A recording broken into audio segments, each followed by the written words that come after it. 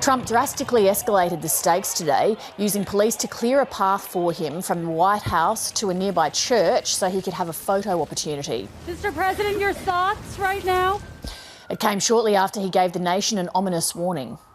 If a city or state refuses to take the actions that are necessary to defend the life and property of their residents, then I will deploy the United States military and quickly solve the problem for them.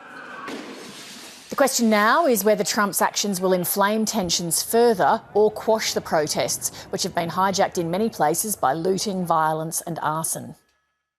Dr. Andre Perry is an author and fellow at the Brookings Institute. He joins me from Washington, D.C. Dr. Perry, what could be the effect of Donald Trump's threatened crackdown? Well, Trump has made a living off of creating chaos in order to inspire his base. It's not a coincidence that he uses racist language, using the word thug, rule of law, to describe the protesters and to avoid the structural racism that has been laid bare by the inequalities exposed by COVID and the inequalities in surrounding the context or in the context of the deaths of unarmed citizens at the hands of the police. So this is a tactic that he has used time and time again to sow division in the community, and it inspires his loyal followings. Is it going to work this time, given, as you point out, the exposure of the scale of inequality and also the scale of the anger? Well, we should never discount racism. It's been used by a number of presidents to get elected. It's been used by other politicians at the state and local level. When politicians' backs are against the wall, they go hard on blaming Black folk for the problems of society.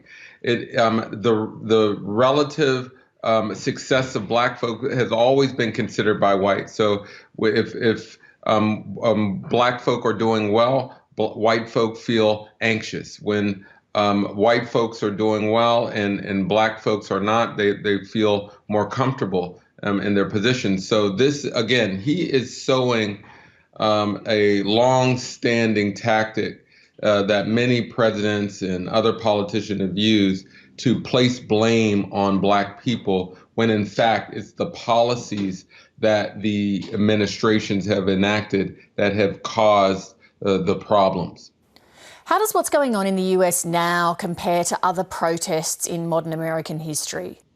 Oh, they're very similar in nature. I would say that the only distinguishing factor I see this time around is that we have an election year right around the corner. We had COVID, we have the protests, the uprising, and then we have this election.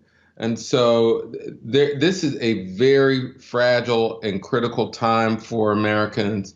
I really do see an opportunity for change amongst this chaos.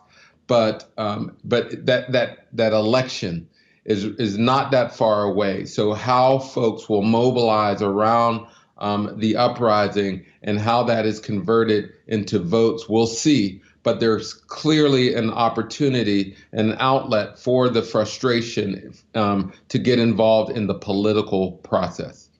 Dr. Perry, thank you very much for your time and thoughts. You're welcome. Hi, I'm Lee Sales. Thanks for watching this story. If you'd like to watch more of 730's stories, they are on the left of your screen. And tap on the button below to subscribe and get the latest from ABC News.